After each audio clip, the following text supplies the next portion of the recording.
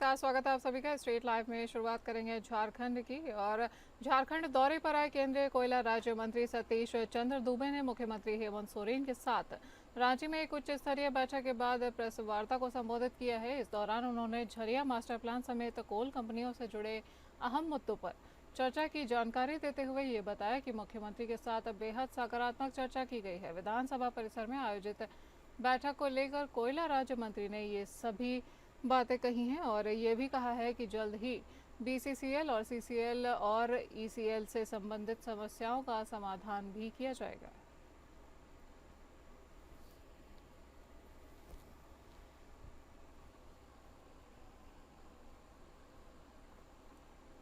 झारखंड विधानसभा में मंगलवार को मानसून सत्र के दौरान स्पीकर रविंद्रनाथ महतो के ध्वनिमत से राज्य की उच्च शिक्षा व्यवस्था को सुव्यवस्थित करने के लिए झारखंड राज्य विश्वविद्यालय विधेयक 2025 समेत अन्य 4 बड़े विधेयकों को स्वीकृति दी गई है, जिसका मुख्य लक्ष्य राज्य के सभी विश्वविद्यालयों को एक समान ढांचे के तहत एकीकृत करना और शैक्षणिक और प्रशासनिक स्तर पर एकरूपता सुनिश्चित करना है। जानकारी के मुताबिक इस विधेयक के अनुसार कुलपति यानी वाइस चांसलर और प्रति कुलपति यानी प्रो वाइस चांसलर और वित्तीय सलाहकार की नियुक्ति अब राज्यपाल नहीं बल्कि राज्य सरकार करेगी। तो वहीं झारखंड में निजी व्यावसायिक शिक्षण संस्थानों पर नकेल कसने के लिए राज्य सरकार ने झारखंड व्यावसायिक शिक्षण संस्थान यानी शुल्क विनियम विधेयक 2025 को भी मंजूरी दे दी है, जिसका मुख्य उद्देश्य निजी व्यावसायिक शिक्षण संस्थानों में मनमानी फीस पर रोक लगाना है। हालांकि इन संस्थानों द्वारा ली जाने वाली फीस को लेकर लगातार शिकायतें सामने आती रही हैं और सत्र के दौरान झारखंड सूक्ष्म लघु और मध्यम उद्यम विशेष छूट विधेयक 2025 पारित भी हुआ है, जिसमें जहां सूक्ष्म लघु और मध्यम उद्यमों की स्थापना और संचालन में अनुमोदनों और निरीक्षणों से छूट देने का प्रावधान किया गया है। वहीं मंत्री संजय यादव ने यह कहा है कि विधेयक के तहत कोई भी व्यक्ति जो कि उद्यम शुरू करने की इच्छा रखता हो उसे एजेंसी के समक्ष आवेदन देना होगा और इसमें शुल्क नहीं देना होगा।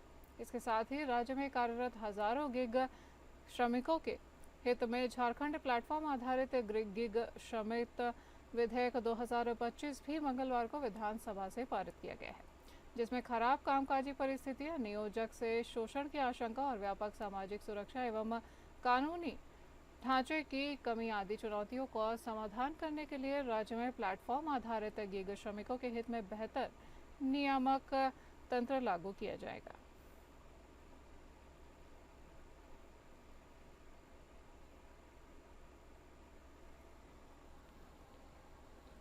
झारखंड में इस साल मानसून सत्र का कहर थमने का नाम नहीं ले रहा है और इसके परिणाम स्वरूप जनजीवन की काफी क्षति हो रही है। वहीं इन्हीं परिस्थितियों को देखते हुए राज्य सरकार द्वारा बीते मंगलवार को झारखंड विधानसभा के मानसून सत्र के दौरान अप्रत्याशित बारिश के कारण हो रही क्षति पर विशेष चर्चा रखी गई थी।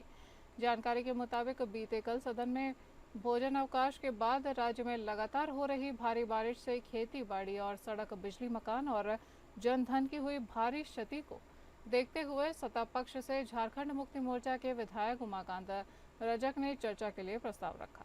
इस दौरान उन्होंने कहा कि अतिवृष्टि की वजह से राज्य में सर्पदंश से लगभग 100 व्यक्तियों की मृत्यु हुई है और पानी में डूबने से 175 लोगों की जानें गई हैं। इसके साथ ही राज्य भर में करीब 15,000 से अधिक कच्चे घर गिरे हैं, तो वहीं तकरीबन 2 लाख हेक्टेयर में लगा फसल भी नष्ट हो चुका है। आपको बता दें कि सदन में इस गंभीर मुद्दे पर विशेष चर्चा के दौरान नेता प्रतिपक्ष बाबूलाल मरांडी सहित सभी विभिन्न राजनीतिक दलों के सदस्यों ने भी अपनी राय रखी है और इसके बाद सरकार की ओर से जवाब देते हुए कृषि मंत्री शिल्पी नेहा तिर्की ने कहा कि विश्व भर में हो रही जलवायु परिवर्तन से अपूरणीय क्षति हो रही है। इसके अलावा उन्होंने कहा कि अतिवृष्टि के कारण न केवल फसल बल्कि मकान की क्षति और सड़क की क्षति और बिजली की समस्याएं बनी हुई है, जिसका आकलन सरकार कर रही है और कदम भी उठाए जा रहे हैं।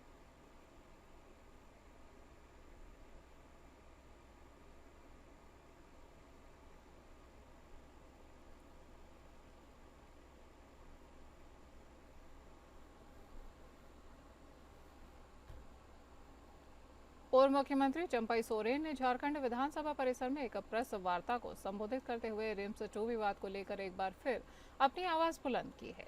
इस अवसर पर उन्होंने रिम्स 2 निर्माण के लिए प्रस्तावित भूमि अधिग्रहण को लेकर नगरी में आंदोलन कर चुके लोगों को खिलाफ दर्ज एफआईआर वापस करने की मांग करते हुए जनता की अदालत लगाने की चेतावनी भी दे डाली है। तो वहीं राज्य सरकार के विरोधी सूर्या हासदा केस में सीबीआई जांच की मांग पर भी उन्होंने कई दावे किए हैं।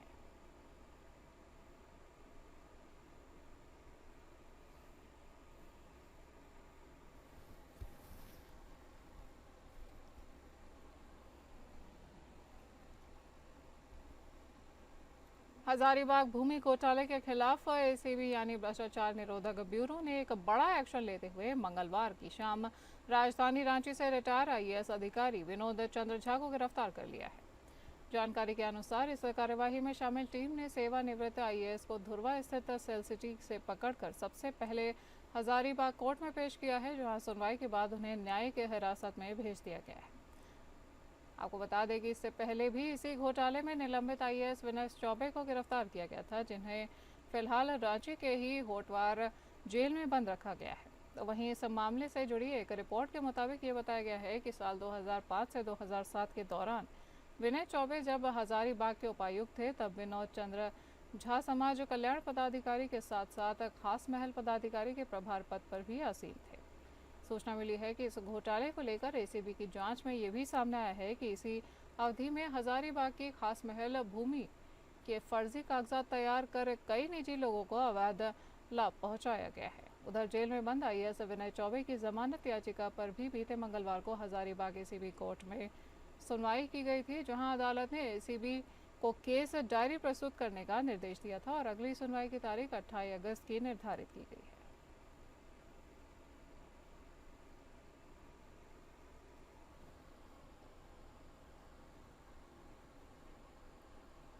राजधानी रांची के जगन्नाथपुर में स्थित 300 साल पुराने प्रसिद्ध जगन्नाथ मंदिर जाने वाली सड़क पर गहरी दरारें पड़ने के साथ पहली बार भूधसान की घटना भी सामने आई है, जिससे श्रद्धालुओं के लिए वहां आना जाना एक बड़ा खतरा बन चुका है। और इसी संबंध में हमारी संवाददाता तृप्ति सिंह ने मंदिर परिसर पहुंचकर वहां के स्थानीय लोगों से बातचीत की है और पूरी स्थिति की विस्तार से जानकारी देखी है। आप भी देखिए पूरी बातचीत।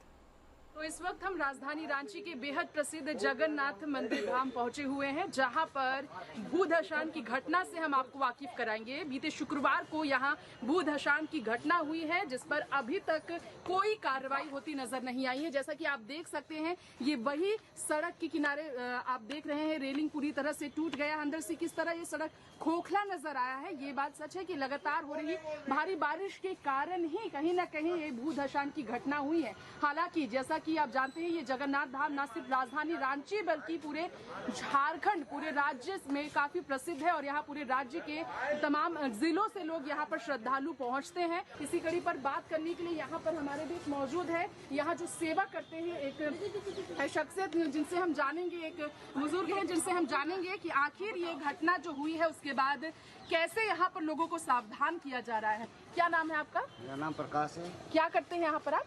यहाँ मंदिर में साफ सफाई करता हूँ जी, झाड़ू मारता हूँ जी। कितने दिन हो गए इस यहाँ पर भूधसान को? 4 दिन होने वाले हैं। जी। शुक्रवार अभी तक कोई संज्ञान नहीं लिया गया, किसी भी तरह से मरम्मत को लेकर करने का ये कार्रवाई नहीं शुरू की गई है। मेरे साथ तो मेरे समझ में नहीं है। क्या लगता है आपको आगे मतलब ये मरम्मत के लिए कब तक हो पाएगा? ये तो अभी बरसात का मौसम है ना, सूखने के बाद इसकी बहुत जल्द ही होने वाली है। जी, हो जाएगी। जी। ये वो जगन्नाथ धाम का ये सड़क है जहाँ पर हर साल हजारों की संख्या में लोग पहुँचते हैं जब जगन्नाथ मेला लगाया जाता है और वहाँ के अध्यक्ष खुद यहाँ पर जिला प्रशासन उपायुक्त होते हैं और ऐसे में उनकी कार्रवाई को लेकर सवाल खड़ा हो रहा है। देखते हैं कि कब इस पर पहल किया जाता है और कब कितनी जल्दी इस सड़क को मरम्मत के साथ इसे पूरी तरह से ठीक किया जाता है। फिलहाल के लिए कैमरामैन दीपक के साथ रांची से मैं तृप्ति, नमस्कार। सामुदायिक स्वास्थ्य केंद्र सारवा लेबर रूम के बगल अवस्थित दवा कक्ष में आग लगने से वहां रखे विभिन्न दवाओं के साथ दस्तावेज भी जलकर खाक हो गए हैं। इसकी जानकारी सीएससी प्रभारी के माध्यम से फायर ब्रिगेड को दी गई है। फायर ब्रिगेड की टीम और सीएससी कर्मियों के सहयोग से आग पर काबू पाया गया है। बताया गया है कि अचानक शॉर्ट सर्किट होने से आग की लपेट और जोरदार तरीके से धुआं उठने लगा है और कुछ देर के लिए वहां अफरा तफरी का माहौल बन चुका था और अग्निशमन विभाग और स्वास्थ्य कर्मियों के सहयोग से आग पर काबू पाया गया है। अभी तक हुए नुकसान का आकलन नहीं किया जा सका है और बचाव कार्य अभी भी जारी है।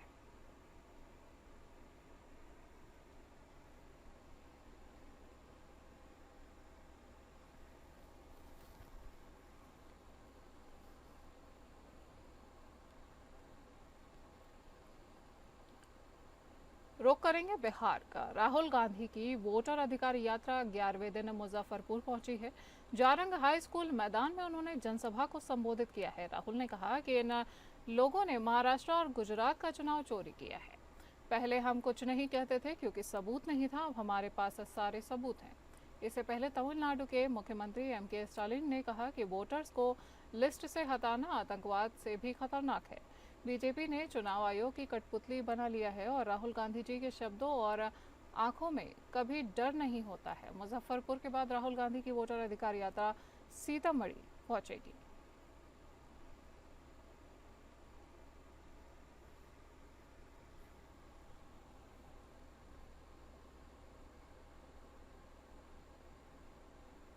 बिहार सरकार के मंत्री और विधायक पर जानलेवा हमला किया गया है, जिस घटना के बाद इलाके में अफरा तफरी का माहौल बन चुका है।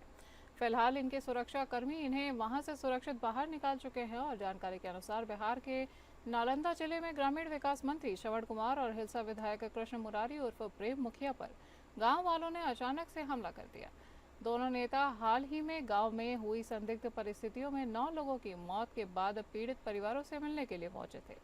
इसके बाद इन्हें आनन फानन में वहां से रवाना किया गया। बताया जा रहा है कि ग्रामीण विकास मंत्री श्रवण कुमार और हिलसा विधायक कृष्ण मुरारी उर्फ प्रेम मुखिया जैसे ही गांव में पहुंचे, नाराज ग्रामीणों ने लाठी डंडों से उन पर हमला कर दिया और नेताओं को दौड़ा लिया। जान बचाने के लिए मंत्री और विधायक को लगभग 1 किलोमीटर तक भागना पड़ा। वहीं इस मामले में जो एक अन्य जानकारी निकलकर सामने आई है, उसके मुताबिक इस घटना में मंत्री के निजी सुरक्षाकर्मी बुरी तरह से घायल हो चुके हैं और ग्रामीणों का आरोप है कि प्रशासन ने समय पर कोई कार्यवाही नहीं की, जिससे कई जानें चली गई। घटना के बाद इलाके में तनाव का माहौल हो चुका है और इसके साथ ही पुलिस बल मौके पर तैनात कर दिया गया है और मामले की तफ्तीश की जा रही है।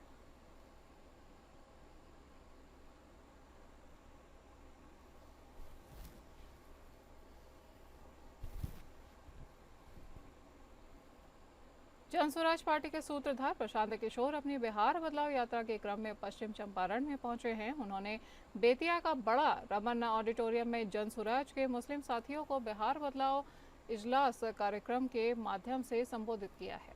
कार्यक्रम के बाद मीडिया से बात करते हुए उन्होंने नीतीश सरकार द्वारा आज घोषित की गई औद्योगिक नीति पर भी तंज कसा है। प्रशांत किशोर ने कहा कि 20 साल तक मुख्यमंत्री रहने के बाद चुनाव के पहले इस तरह की नीति की घोषणा करना दिखाता है कि आपने कुछ नहीं किया है।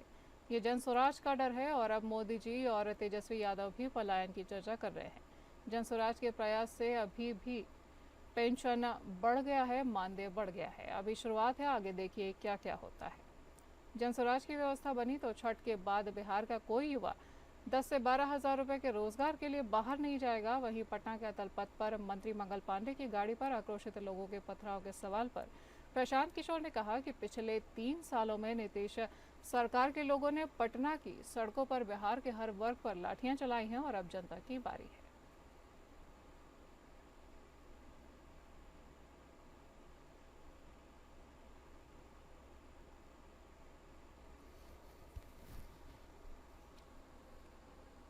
बिहार में चल रहे एसआईआर को लेकर रोहतास जिले में एक सियासत तेज हो चुकी है और डेहरी में चेनारी मुखिया संघ के अध्यक्ष और राजद के पूर्व प्रवक्ता अशोक भारद्वाज ने बड़ा खुलासा करते हुए चुनाव आयोग और भाजपा के बीच गठजोड़ का आरोप लगाया है। राजद नेता अशोक भारद्वाज ने प्रेस वार्ता कर कहा कि चुनाव आयोग भाजपा को मदद पहुंचाने का काम कर रही है। आयोग अब निष्पक्ष संस्था नहीं रह गई है, बल्कि भाजपा के प्रवक्ता की तरह प्रेस कॉन्फ्रेंस कर रही है। उन्होंने आरोप लगाया है कि डेहरी विधानसभा क्षेत्र के चकिया बूथ के अजूबा बिघा और मजराठिया बिघा गांव में वोटर लिस्ट से जीवित लोगों को मृत और मृत लोगों को जीवित दिखाया गया है। इतना ही नहीं, गांव में फर्जी नाम जोड़े गए हैं और इनसे गांव वाले खुद अनजान हैं। अशोक भारद्वाज ने कहा कि पूरा गांव महागठबंधन समर्थक है और साजिश के तहत असली मतदाताओं का नाम काट दिया गया है।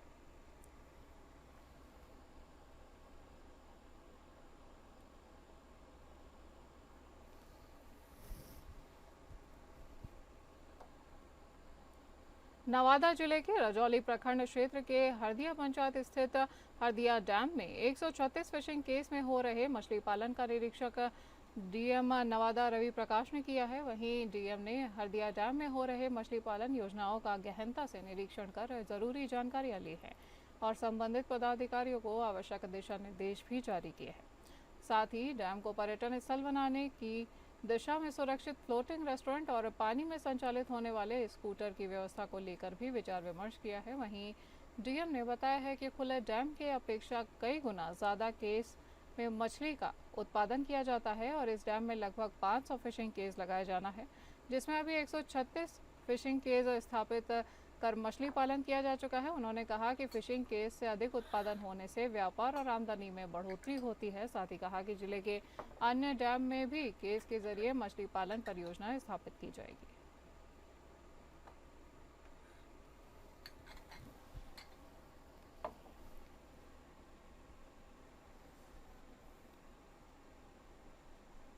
भागलपुर के सुजानगंज बाजार में तीज पर्व पर तैयारियों के बीच उस समय अफरा तफरी का माहौल बन गया जब डालियां बेचने को लेकर दो गुटों के बीच जमकर मारपीट हो चुकी है। इस घटना में कई लोग घायल हो चुके हैं, जिससे इलाके में तनाव का माहौल बन गया है। बताया जा रहा है कि तीज पर्व के मौके पर बाजार में डलिया बिक्री को लेकर गुटों में पुराना विवाद चल रहा था, जो अचानक से टकराव के रूप में बदल गया है। वहीं विवाद बढ़ने पर दोनों पक्षों के बीच मारपीट भी शुरू हो गई है। इससे बाजार में भी अफरा तफरी मच गई है और सूचना मिलते ही मौके पर पुलिस पहुंची है और स्थिति को पुलिस ने नियंत्रण में किया है। घायलों को इलाज के लिए नजदीकी अस्पताल भेजा गया है। वहीं स्थानीय प्रशासन ने मामले की जांच शुरू कर दी है और आरोपियों के खिलाफ कड़ी कार्यवाही का आश्वासन भी दिया है।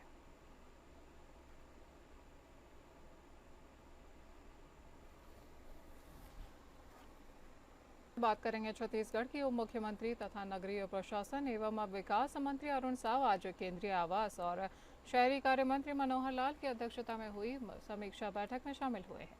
केंद्रीय मंत्री श्री मनोहर लाल ने नई दिल्ली से वर्चुअली आयोजित बैठक में स्वच्छ भारत मिशन के कार्यों की राज्यवार समीक्षा की है और उप मुख्यमंत्री श्री अरुण साव नवा रायपुर स्थित अपने निवास कार्यालय से नगरीय प्रशासन विभाग के सचिव डॉक्टर बसवराजू एस और संचालक आर एक्का और राज्य शहरी विकास अभिकरण के सीईओ श्री शशांक पांडे के साथ बैठक में शामिल हुए हैं। केंद्रीय आवास और शहरी कार्य मंत्री श्री मनोहर लाल ने बैठक में शहरी स्वच्छता के कार्यों को और अधिक प्रभावी बनाने के निर्देश जारी किए हैं। वहीं बैठक में लक्षित स्वच्छता इकाइयों के चिन्हाकरण एवं निराकरण को वर्ष भर की गतिविधि के रूप में लागू करने तथा इस साल की स्वच्छता ही सेवा अभियान की तैयारियों की समीक्षा की है। बैठक में स्वच्छ शहर जोड़ी के संचालनात्मक दिशा निर्देशों के बारे में भी विस्तार से जानकारी दी गई है।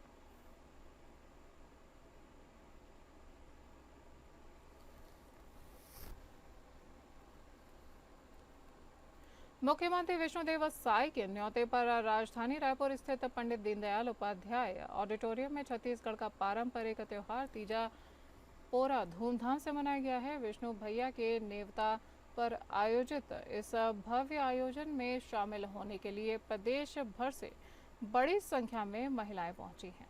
प्रदेश सरकार के मंत्रियों और जनप्रतिनिधियों ने माताओं और बहनों का आत्मीयता से स्वागत किया है और उन्हें उपहार स्वरूप साड़ी और श्रृंगार सामग्री और छत्तीसगढ़ी कलेवा भेंट किया गया है।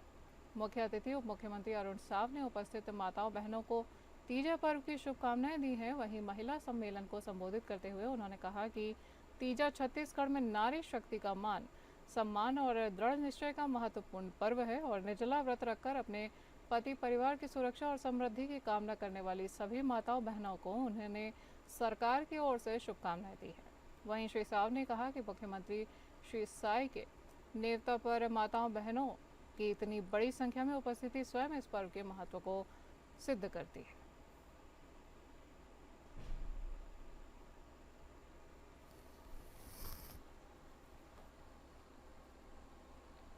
कांग्रेस के प्रदेश अध्यक्ष दीपक बैज ने विभिन्न मुद्दों पर पत्रकारों से वार्तालाप किया है और इस दौरान उन्होंने भाजपा पर हमला भी बोला है।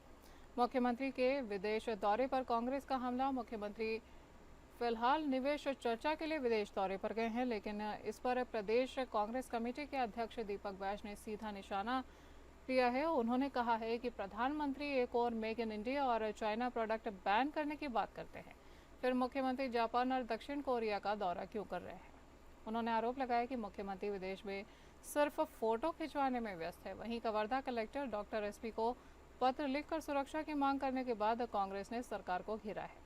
बैज ने कहा कि जब प्रदेश में कलेक्टर तक सुरक्षित नहीं है तो आम जनता की सुरक्षा कैसे होगी। उन्होंने प्रदेश की कानून व्यवस्था को लेकर गृह मंत्री पर हमला करते हुए कहा कि पूरा प्रदेश जंगल राज में तब्दील हो चुका है।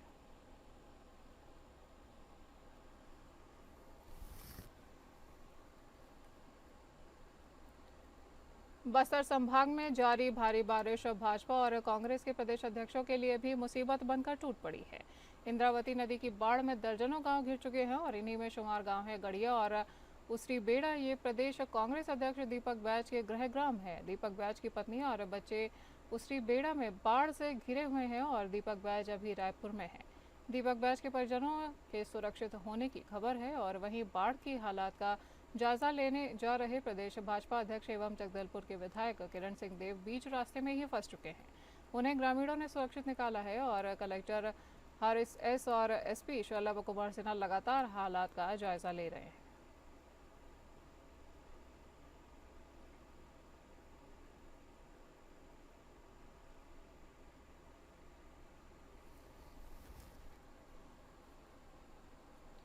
गणेशोत्सव के शांतिपूर्ण आयोजन को लेकर जिला एवं पुलिस प्रशासन रायपुर पूरी तरह से मुस्तैद है। इसी क्रम में आज रेड क्रॉस सभाकक्ष में एसडीएम और उमा शंकर बंदे एवं एएसपी श्री लखन पटेल की अध्यक्षता में डीजे संचालकों की बैठक ली गई है और इस अवसर पर निगम, ट्रैफिक एवं अन्य संबंधित विभागों के अधिकारी भी उपस्थित रहे हैं। एएसपी श्री लखन पटेल ने डीजे संचालकों को एनजीटी तथा माननीय उच्च न्यायालय के निर्देशों का पालन करने की बात कहते हुए कहा कि इस गणेशोत्सव में डीजे बजाना पूर्णतः प्रतिबंधित है और ध्वनि विस्तारक यंत्रों का तय समय सीमा में इस्तेमाल कर सकते हैं। अस्पताल, स्कूल और सार्वजनिक जगहों पर 100 मीटर के दायरे में डीजे एवं ध्वनि विस्तारक यंत्र प्रतिबंधित रहेंगे।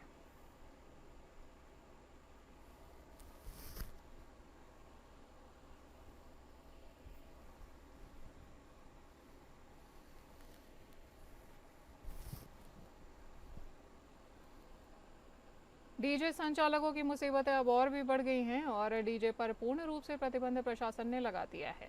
जिला प्रशासन के प्रतिनिधि ने कहा है कि किसी भी डीजे संचालक द्वारा नियम तोड़ने पर सख्त कार्यवाही का प्रावधान है और साथ ही साथ तीसरी आंख यानी कैमरे से भी नजर रखी जाएगी कि कोई भी डीजे संचालक कहीं नियमों का उल्लंघन तो नहीं कर रहा है। जहां चालानी कार्यवाही होगी और साथ ही साथ 2 बार चालानी कार्यवाही के साथ राजशास के भी प्रावधान है और इसके साथ ही 1 लाख रुपए तक का जुर्माना भी सुनिश्चित किया गया है। वहीं जिला प्रशासन के चेतावनी के बाद डीजे संचालकों ने कहा है कि ये सरासर जाती है और ऐसे में अब हमारा परिवार क्या करेगा। लगभग 10 लाख लोग इस डीजे व्यवसाय से जुड़े हैं जो कि प्रभावित हो रहे हैं।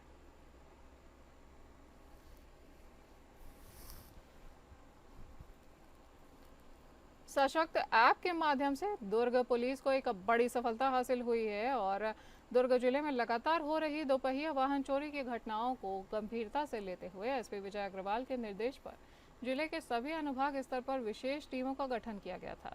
इन टीमों द्वारा चोरी किए गए वाहनों की बरामदगी एवं आरोपियों की धरपकड़ के लिए लगातार अभियान भी चलाए जा रहे थे और सशक्त ऐप के जरिए लावारिस और चोरी किए गए वाहनों की सर्चिंग करते हुए पुलिस को मुखबिर से सूचना हासिल हुई है कि ग्रीन चौक के पास 3 लड़के संदिग्ध हालत में मौजूद हैं और पहले भी उन पर मोटरसाइकिल चालान की कार्यवाही की गई थी। पुलिस ने तत्काल कार्यवाही करते हुए तीनों को पकड़कर पूछताछ की है। पूछताछ में उन्होंने खुलासा किया है कि वे बीते 4 महीनों में कुल 19 दोपहिया वाहनों की चोरी कर चुके हैं।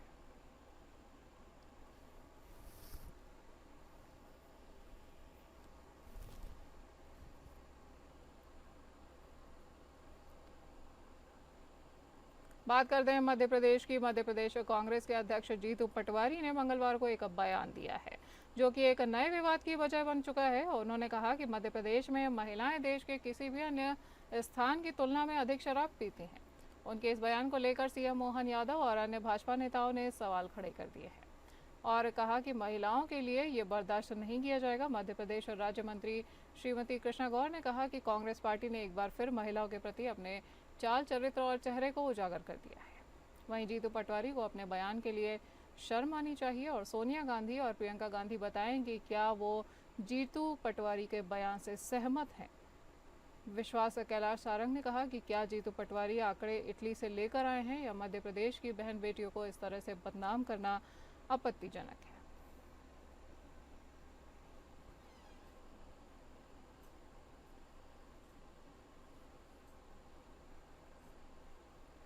बात करेंगे हरियाणा की। गुरुग्राम में एसटीएफ और गुरुग्राम क्राइम ब्रांच की संयुक्त कार्यवाही में मुठभेड़ के बाद 5 शार्प शूटर्स को गिरफ्तार किया गया है। पुलिस के मुताबिक बॉलीवुड सिंगर राहुल फजलपुरिया के फाइनेंसर रोहित शौकीन की हत्या के बाद राहुल फजलपुरिया की हत्या की साजिश रची जा रही थी और इस मामले में मुठभेड़ के बाद 5 शार्प शूटर्स को गिरफ्तार किया गया है।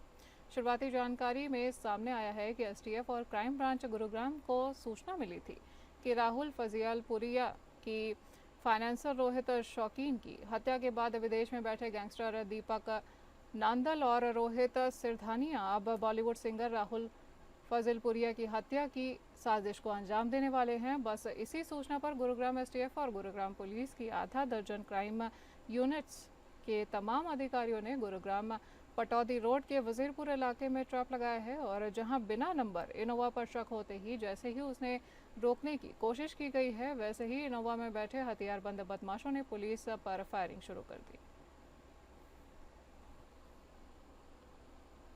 स्टेट लाइव में आज के लिए इतना ही। नमस्कार।